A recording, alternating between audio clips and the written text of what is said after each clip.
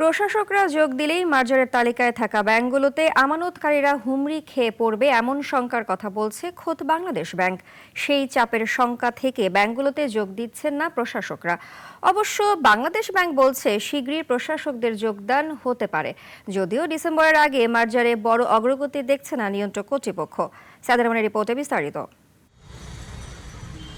চলতি বছরের মে মাসে আনুষ্ঠানিক ব্যাংক মার্জার প্রসঙ্গ টানেন খোদ গভর্নর ডক্টর আহসান ইস মনসুর। তিনি 5 ইসলামী ব্যাংকের নাম প্রকাশ করেন। তখন অবশ্য মার্জারে এখন আপত্তি এক্সিম ব্যাংকের। কেন্দ্রীয় ব্যাংকের শীর্ষ পর্যায় থেকে মার্জারের বার্তায় সংকটে পড়ে এক্সিম। যদিও বিনিয়োগ থেকে আদায় দিয়ে ব্যাংকটি এখনও বেঁচে থাকার লড়াই করে যাচ্ছে, যার পরিমাণ প্রতিদিন গড়ে 25 থেকে 30 কোটি টাকা। অবশ্য আগে থেকে দুর্বল ছিল ইউনিয়ন, গ্লোবাল ও ফার্স্ট সিকিউরিটি ইসলামী ব্যাংক। আর এসআইবিএলও চাপে পড়ে পর্ষদ আর ব্যবস্থাপনা নেতৃত্ব সংকটে। ব্যাংকগুলোর আমানতকারীরা আতঙ্কিত হয়ে পড়েন। আর আমানত প্রায় 1.5 লাখ কোটি টাকা। মার্জারে সরকার তহবিল যোগান দিবে প্রথম দিকে 10,000 কোটি টাকা, আর সব মিলিয়ে তহবিল দাঁড়াবে 20,000 কোটি টাকা।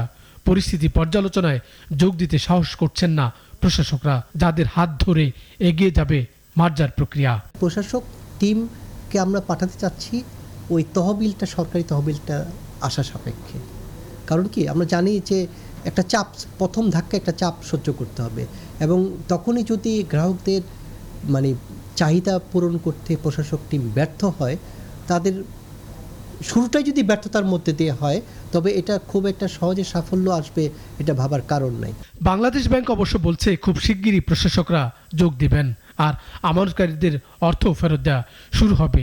তবে কষ্ট হলেও ধৈর্য রাখতে হবে আমানতকারীদের। কিন্তু গত 6 মাস অনেক গ্রাহক তার সঞ্চয়, মুনাফা কিংবা সঞ্চয়পত্রের সুদ পর্যন্ত তুলতে পারছেন না। ফলে অনেকের দিন যাপন, চিকিৎসা আটকে আছে।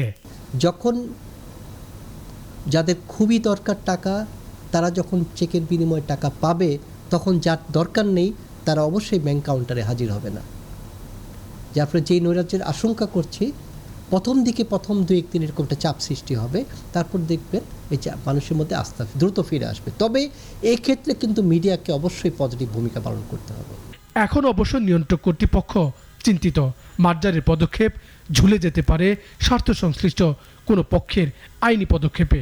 আর পদক্ষেপটি সফল কিংবা ব্যর্থ হবে তাও এখনো অনিশ্চিত সব পক্ষের কাছে। সাইদ আরমান, নাগরিক, ঢাকা।